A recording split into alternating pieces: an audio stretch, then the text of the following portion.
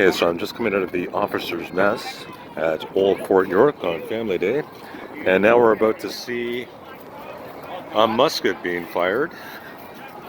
Then we're going to go back to the officers' barracks and get a little more food.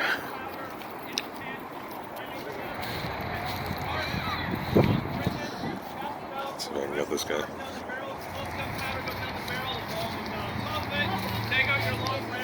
There we go.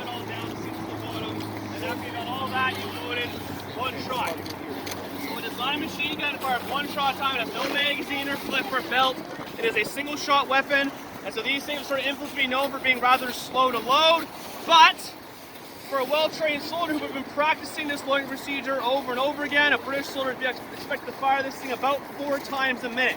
It's going to load and fire every about 15 seconds or so. Just practice, practice, practice. Until you get nice and quick to shoot, because since every army is basically using the exact same weapon, the only way you're going to gain an advantage over the enemy was whoever who could shoot and load the fastest. That means there's more bullets going at them than there is at you. If you can outshoot your opponents, you're going to have a decided advantage on the battlefield. The British are known for having clockwork volley fire, be able to fire over and over again, basically outshoot their opponents.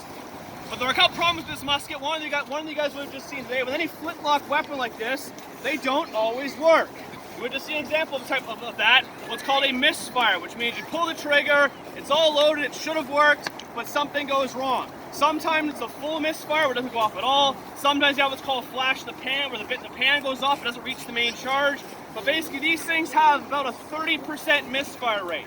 So about 3 every 10 times you pull the trigger, there's a good chance that it's not going to go off. And even when it does go off, the black powder leaves behind fouling and residue, which makes it all gum up, makes it not work as well. So every soldier knew there's a good chance when you fire this thing, it might not actually work.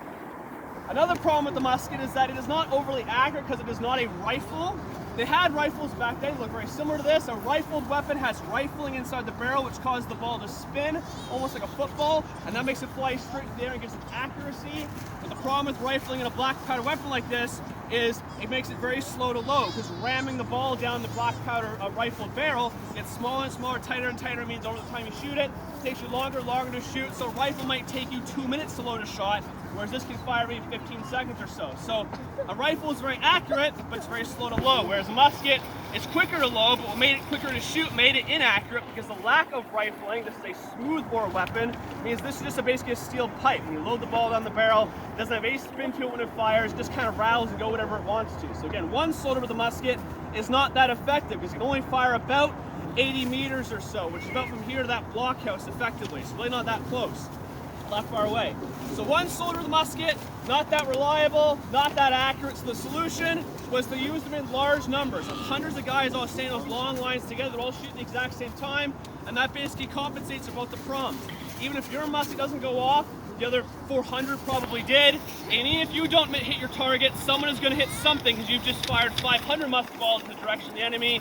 Then you reload in 15 seconds and do it again and again and again until the guys across the field aren't staying there anymore, right? So that's basically why those long linear attacks you see back then, it looks ridiculous for today, but 200 years ago was the most efficient way to use these things, given how individually problematic they were.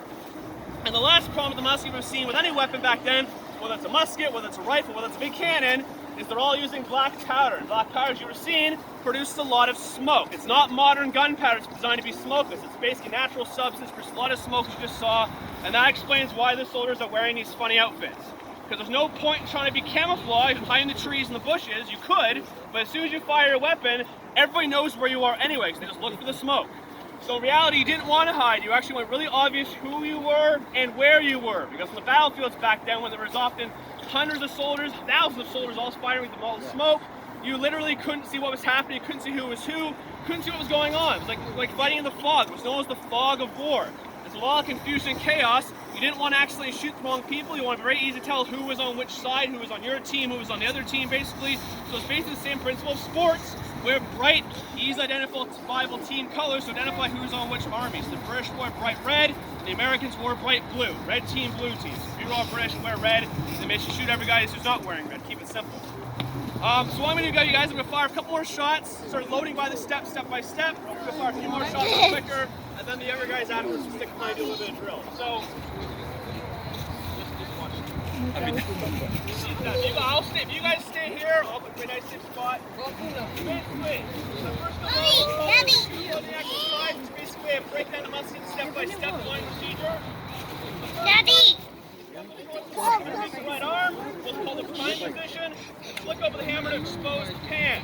You then reach around the pouch and take out a paper cartridge. Now these ones stay are nice and blue to show that it's a blank charge, so there's gunpowder, no musket ball in this case, but it works exactly the same way. Put up to your mouth, rip open the cartridge with the teeth, and then you pour a few grains of black powder into the pan to form a priming charge. That's what's going to catch the spark right against the flint. You then catch the musket about to access the muzzle-loading weapon, pull the remaining powder down the barrel, paper goes down the top, and the musket ball, if it was one, would then go down on top. And then you take out your long metal ramrod, and ram and feed the cartridge to the bottom. Daddy! Put the ramrod back, and make sure you put the ramrod back. Don't leave it in the barrel and actually fire it. That's not good. Put it back once you're done with it. Daddy, let's... And after all that, you've loaded for one shot. It'll be a little loud, guys. If the young ones want to cover your ears, no, Cover your ears. Cover your ears or something like this.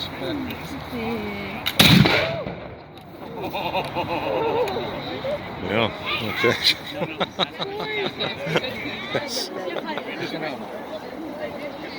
もう一回だ、もう一回。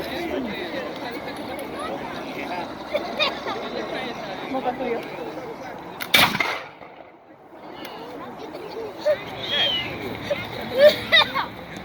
Yeah. So, any questions? Ola, you want to do it? Just kidding, relax. With that, if any of the younger guys want to come forward and learn a little bit of musket foot drill, you're welcome to do so. If any of the adults want to keep exploring the rest of the floor, we're happy to say that.